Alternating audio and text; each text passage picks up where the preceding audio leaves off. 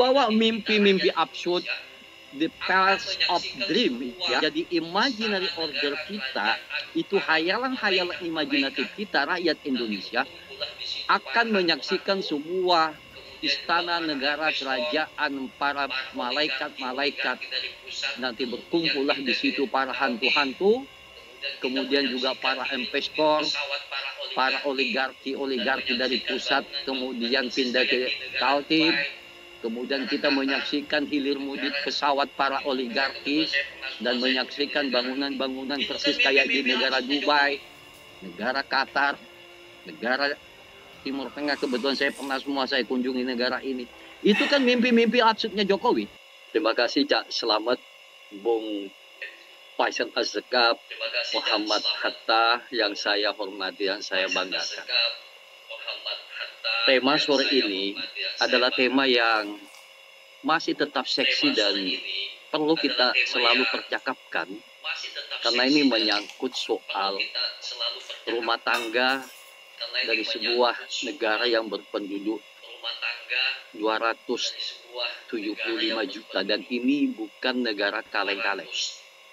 Dan ruang publik dan perpolitikan nasional sedang dipertontonkan oleh erotisme kekuasaan, oleh kekuasaan istana dan para jaringan mafianya, sehingga rakyat menjadi satu objek dari sebuah kontestasi kekuasaan semata-mata, dan rakyat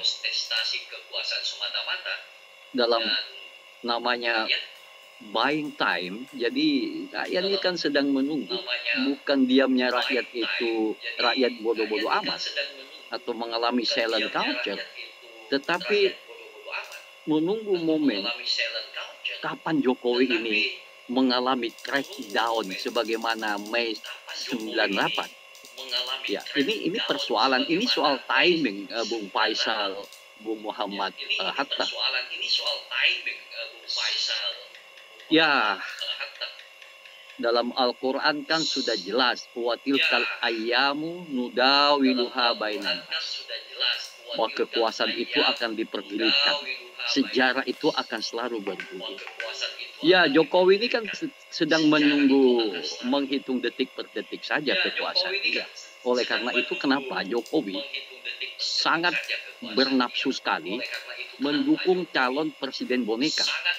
Untuk pertama, untuk menyelamatkan diri dia ketika tidak lagi memiliki kekuasaan. Yang kedua, ada hubungannya soal IKN. Saya sudah ngomong sama Mas Anies Rasis Baswedan. Doa saya di Anies, ente ditakdirkan oleh Allah yang Maha Kuasa menjadi presiden Indonesia, tolong batalkan itu IKN yang nggak jelas. Saya udah ngomong sama Mas Anies, panjang lebar saya ngomong. Ini nggak benar ini. Ini sebuah proyek tipu-tipu dan menelanjangi hati nurani rakyat Indonesia. Dan kita tidak bisa membiarkan seperti itu. Alasan dasar Jokowi memindahkan IKN kan ingin mengurai kemacetan dan kesemrautan kota Jakarta yang overpopulation itu kan. Itu kan logika pertama. Yang kedua, ingin distribusi ekonomi di negeri ini tidak terkonsentrasi ekonomi di Jakarta atau di Jawa. Tetapi ini lagi-lagi kata Bung Faisal, ini kan omong kosong dan tipu-tipu semua ini. Tapi yang jelas, Jokowi itu ingin meninggalkan sebuah sejarah bahwa Indonesia moving capital city itu pada era saya. Jadi ingin menoreh sebuah sejarah kepada anak bangsa ini bahwa di zaman Jokowi inilah Indonesia, ibu kota negara dipindahkan ke Kaltim dengan segala resiko. Nah, itu masalahnya. Kemudian rakyat dibawa mimpi-mimpi absurd, the palace of dream, ya. Jadi imaginary order kita, itu hayalan-hayalan imajinatif kita, rakyat Indonesia akan menyaksikan sebuah istana negara kerajaan para malaikat-malaikat. Nanti berkumpullah di situ para hantu-hantu, kemudian juga para investor, para oligarki dari pusat, kemudian pindah ke Kaltim, Kemudian kita menyaksikan hilir mudik pesawat para oligarki dan menyaksikan bangunan-bangunan persis kayak di negara Dubai, negara Qatar, negara Timur Tengah. Kebetulan saya pernah saya kunjungi negara ini. Itu kan mimpi-mimpi absurdnya Jokowi. Ya, sambil kita duduk manis di sebuah taman Firdaus. Jadi kita ini dibawa sebuah hayalan-hayalan atau imajinasi absurd. Ya, the powers of imagination oleh Presiden Jokowi dan para pendukungnya, bahwa it is time to moving capital city to East Kalimantan. Ini kayaknya satu hal yang nggak bisa ditawar-tawar, bahwa Indonesia harus pindah ibu kota. Kalau negeri ini mau maju, ekonominya bisa merata dan Jakarta tidak macet lagi. Saya kira ini tidak memiliki basis argumen akademik yang jelas ini ya. Mungkin Jokowi itu lagi-lagi di kamar mandi, lagi menghayal, keluar dari kamar mandi, dipanggil para pengikut apa namanya dalam Al-Quran disebut wa malaihi wa kubaraihi, para pemimpin dan para orang-orang dekat juga mendiskusikan soal mimpi ini. Jadi rakyat lagi-lagi ini dibawa sebuah mimpi absurd ya. Yang paling menyakitkan adalah Jokowi ini kan mengundang warga negara Singapura untuk pindah ke Kaltim gitu ya. Jadi saya kira hanya otak yang goblok aja saya kira ya. Kok warga negara Singapura diundang jadi warga negara paling tidak memiliki permen residen tinggal di Kaltim. Kemudian di situ mereka menjadi satu warga negara yang memiliki properti yang tidak bisa dimiliki oleh warga lokal. Sama halnya absurdnya dengan pulau palsu yang ada di Jakarta. Mana ada orang kampung yang tinggal di apartemen di Jakarta pulau palsu itu, yang semua kan dari Hong Kong semua ya, Bung Faisal. Ya kita juga nggak bisa punya apartemen secanggih seperti itu. Jadi sudah sempurna bagaimana kejahatan istana ini memanipulasi semua jargon-jargon politik, memanipulasi struktur emosional rakyat Indonesia tentang sebuah mimpi yang absurd. IKN ini menjadi satu intra point sebuah perdebatan isu mengenai pilpres. Karena IKN ini sebagai sebuah alat instrumen posisi bergening Pak Jokowi ini harus dilanjutkan, dan yang paling diharapkan melanjutkan IKN ini adalah para presiden boneka yang akan digolkan oleh para oligarki, para mafia oligarki itu, mafia IKN ya. Kalau Jokowi saya kira memang tidak pernah mengagendakan dalam pikiran Jokowi ini bahwa IKN itu akan dilanjutkan oleh Anies Baswedan. Ya paling tidak berharap terhadap Presiden Prabowo, Presiden Ganjar, itu saja. Jadi saya kira Mas Anies ini nggak ada dalam file kepalanya Pak Jokowi bahwa IKN itu akan dilanjutkan oleh Mas Anies. Dan saya udah ngomong sama Mas Anies, ini harus Anda bubarkan IKN ini, nggak benar ini. Ini tipu-tipu rakyat ini. Kita nggak perlu IKN. Ya, kalau ingin membangun perekonomian rakyat di Indonesia, ya tentu kembali kepada soal kebijakan ekonomi yang bisa memihak kepada semua rakyat, tidak seperti sekarang ini kebijakan yang dikendalikan oleh para mafia dan struktur ekonomi berada pada segelintir orang. Para penjahat ekonomi, economic hitman kata saya meminjam istilahnya John Verkin. Ya, para penjahat-penjahat korporatokrasi ini. Jadi bukan alasan memindahkan ibu kota kalau negeri ini, rakyat ini ingin adil dan sejahtera. Ya, tidak ada lagi akumulasi modal Tidak ada lagi sebuah manusia yang paling super power yang memiliki otoritas, ya, alat-alat produksi ekonomi di tangan di segelintir orang, atau kebijakan-kebijakan ekonomi politik hanya berada di segelintir orang. Ini kan persoalannya ini, kebijakan ekonomi, kebijakan politik itu banyak dikendalikan oleh para kelompok-kelompok mafia-mafia oligarki, para manusia-manusia bangsat di negeri ini yang katanya tadi ada 14.000 orang itu. Inilah yang mengendalikan rakyat Indonesia, dikendalikan oleh hanya segelintir orang. Ya, bagaimana kita bicara soal keadilan sosial bagi seluruh rakyat Indonesia? Struktur kekuasaan ekonomi sudah dikendalikan oleh segelintir orang, alat-alat produksi, sumber-sumber kebijakan politik itu di tangan segelintir orang, dan negara menjadi tersandra, negara menjadi impotensi.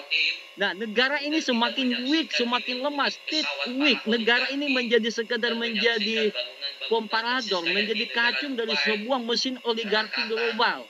Ya, para pialang-pialang internasional yang Pak Jokowi ini sedang membuka lapak.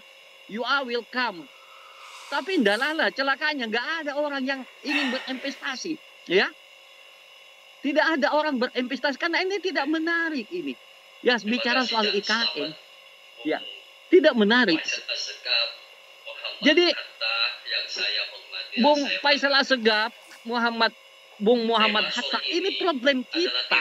Negara ini sudah dijual oleh rezim sekarang ini, dijual kepada para investor asing, dan atas nama investasi negara akan mendapatkan sumber pendapatan ekonomi. Di mana rumusnya?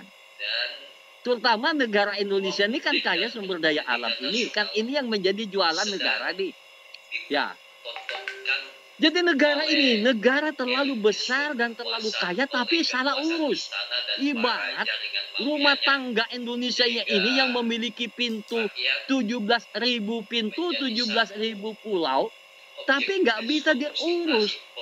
Karena yang tukang ngurusnya ini otaknya otak tipis, kata Rocky Gerung, bukan otak tebal. Nah, kita nih mencari pemimpin yang otaknya tebal. Ya, bukan lahir dari dalam gorong-gorong kayak tikus cucurut itu, kayak Bung Faisal Akbar tadi yang disampaikan. Ini kan masalahnya. Faisal Assegaf bukan Faisal Akbar, Bang. Oke, sorry. Faisal Assegaf jadi kayak tikus cucurut untuk tiba-tiba muncul, ya.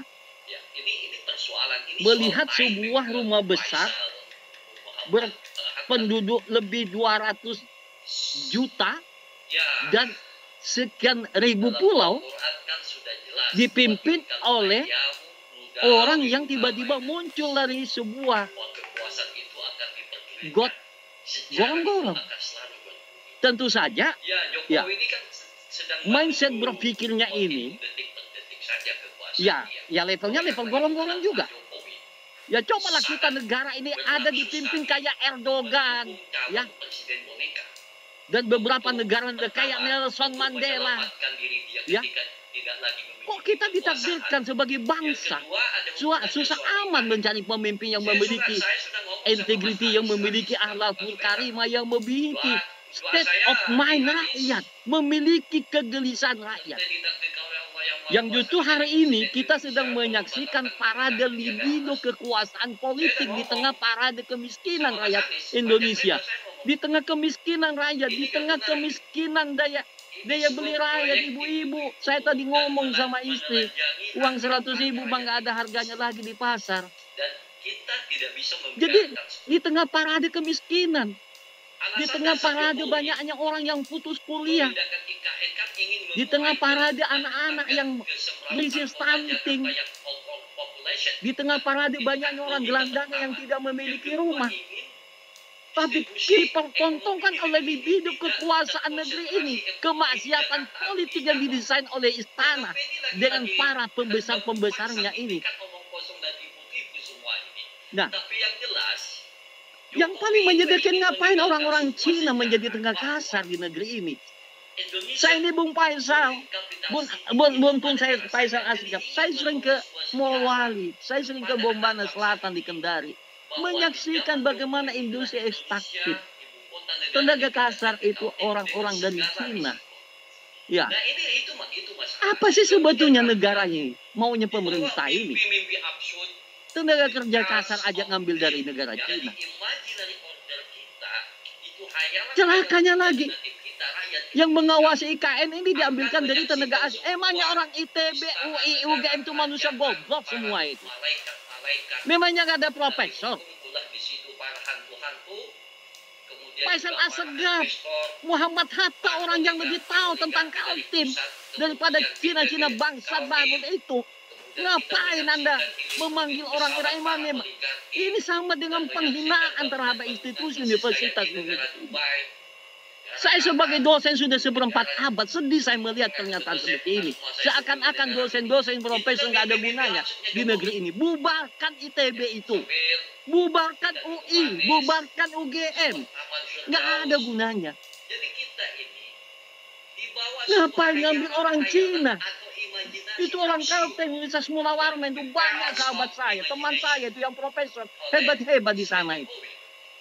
Ada Profesor Aslan. Macam-macam profesor. Orang Cina yang nggak tahu apa-apa. Ini sama dengan menghina sebuah institusi universitas.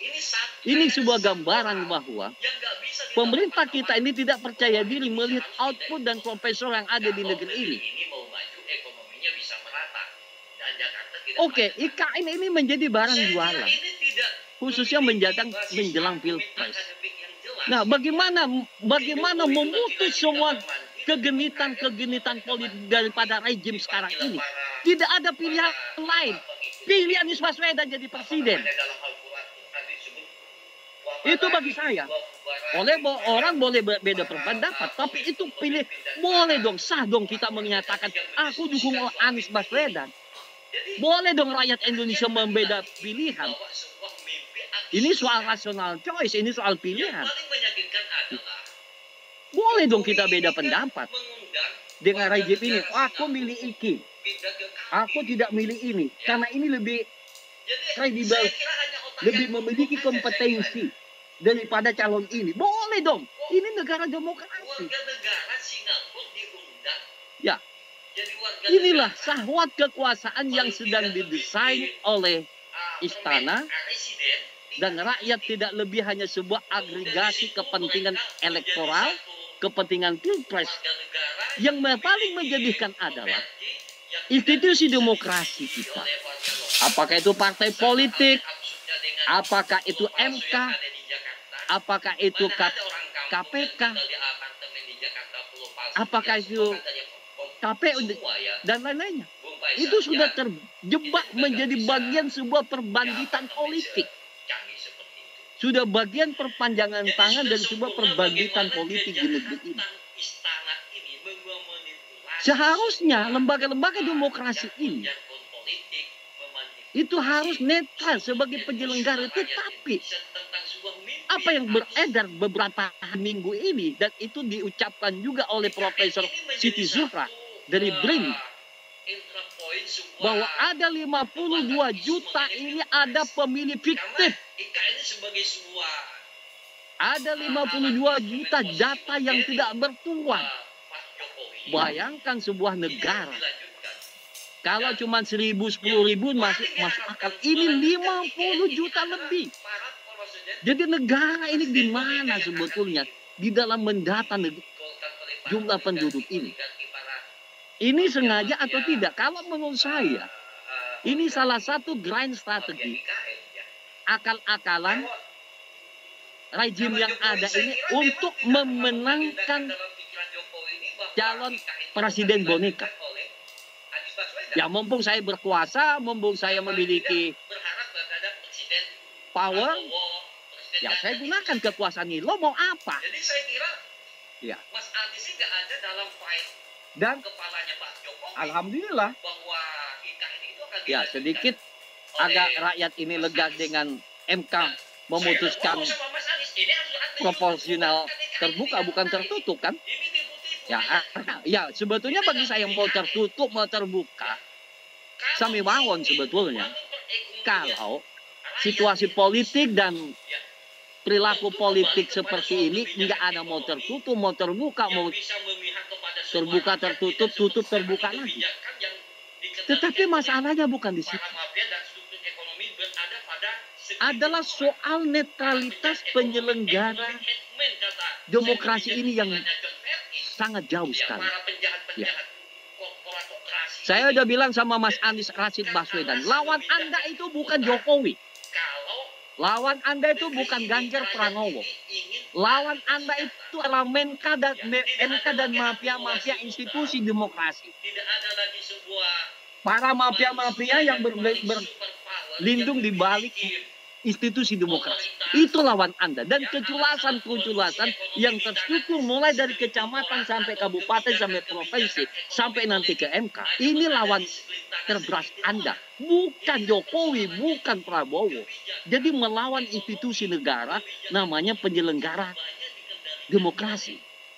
Nah, ini Bung Faisal Assegaf musuh kita. Musuh kita bukan Jokowi, kasihan Jokowi, kasihan Ganjar. Ini hanya korban dari sebuah sistem yang tidak karu-karuan di negeri ini. Ini hanya sebuah sistem yang korban. Tetapi ada kekuatan kelompok yang mengendalikan semua ini. Itu semua penumpang gelap. Ya. Dan ini kepentingan bisnis dan politik. Yaitu kepentingan para oligarki. Dan membonceng di era isu-isu demokratisasi. Membonceng, memanfaatkan institusi kekuasaan. Jadi kita ini sebetulnya korban dari sebuah sistem. Ya, dari sebuah mesin sistem oligarki sekarang ini. Celakanya, partai politik tidak care dalam hal ini. Justru menjadi bagian dari perbandingan dan bagian dari kekuasaan oligarki juga. Jadi hampir rakyat ini sebetulnya sudah kehilangan trust, mengalami disappointed. Jadi ada perasaan terhianati oleh situasi seperti sekarang ini. Satu-satunya cara adalah selalu mengkampanyekan rakyat harus cerdas.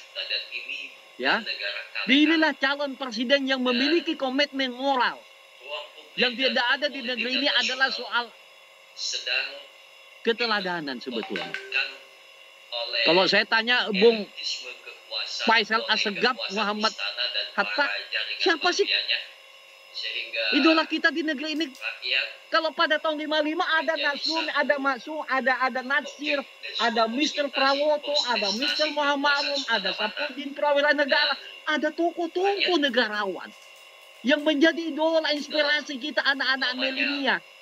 Tahun 80-an saya ini kan masih sempat ketemu dengan Natsir, Mr. Sapudin Prawira Negara ketika saya jadi wartawan di Jakarta. Ada idola kebanggaan. Sekarang siapa yang mau kita banggakan? Yang ada maling para perampok semua. Ya. Yang mana kita nih? Kalau saya tanya kepada mahasiswa, anak-anak mahasiswa, siapa idola di negeri ini? Mereka bingung. Oh, idola saya Pak Wahid yang selalu ngomong kritis. Mereka ini kehilangan satu idola di negeri ini. Idola kepemimpinan. Nah, ada sesuatu yang hilang dalam sejarah bangsa ini. Yaitu soal moral politik dan soal kepemimpinan yang tidak ada. Ya, selepas Orde Baru tumbangnya Soeharto, mimpi-mimpi kita ada perubahan struktur kekuasaan dari sistem otoriter ke sistem demokrasi, kan itu. Kita menghayal setinggi-tinggi hayalan. Ada satu keadilan sosial. Tetapi seiring perjalanan waktu, justru demokrasi mengalami kemunduran, mengalami backsliding of demokrasi, kata Profesor Petensky. Jadi kita mengalami defisit demokrasi, mengalami emergensi demokrasi, mengalami emergensi politik hari ini, mengalami emergensi moral politik hari ini. Bung Faisal. Oleh karena itu marilah kelompok yang kecil ini. Memang memang kalau kita ketahui bahwasanya dari pertama gagasan kenapa IKN menjadi andalan Presiden Jokowi untuk pindah ibu kota di Penajam Pasir Utara atau PPU di Kalimantan Timur, itu sampai saat ini menuai kontra. Pasalnya anggaran yang seharusnya dialokasikan untuk pos-posnya itu kenapa mengambil anggaran dari APBN? Yang pertama itu. Yang kedua, investor yang katanya itu banyak dari berbagai macam negara, itu hanyalah investor-investor hantu untuk bagaimana memancing untuk warga para pengusaha untuk mau berinvestasi di IKN untuk mendapatkan sebuah penghasilan. Ini akal-akalan oleh para mafia dan oligarki. Nampaknya memang oligarki ini tidak ada habisnya untuk menghabisi sumber daya alam yang ada di negara Indonesia ini. Dari mulai kayu yang ada di Kalimantan, sawit, batu bara, tambang emas, SPBU, Pertamina dan lain sebagainya, nikel dan lain sebagainya, itu dikuras habis oleh mafia-mafia Cina dan oligarki. Para menteri hanya menjadi pesuruh dari oligarki tersebut. Nampaknya Jokowi memang benar-benar menindas terhadap rakyatnya, tidak mau memberikan kesejahteraan apa yang seharusnya dijanjikan, lapangan kerja. Justru malah PSN, proyek strategi nasional, yang hingga saat ini apa untungnya untuk rakyat? Nampaknya memang masyarakat ada upaya untuk dimiskinkan, sehingga ketika diberi bantuan untuk mudah menurut atau mengikuti dari kebijakan-kebijakan dari rezim Jokowi ini. Kita bisa melihat apakah langkah-langkah yang dilakukan oleh Prabowo Gibran berkaitan dengan makan gratis nampaknya juga tidak akan bisa direalisasikan karena anggarannya tidak ada. Anggaran dari mana? APBN saja defisit.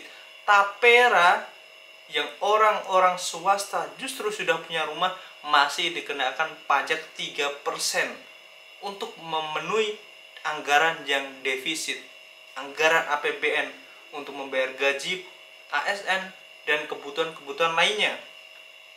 Atau justru untuk mengenyangkan para pejabat dan rezim-rezim dan para legislatif yang ada duduk di Senayan sana.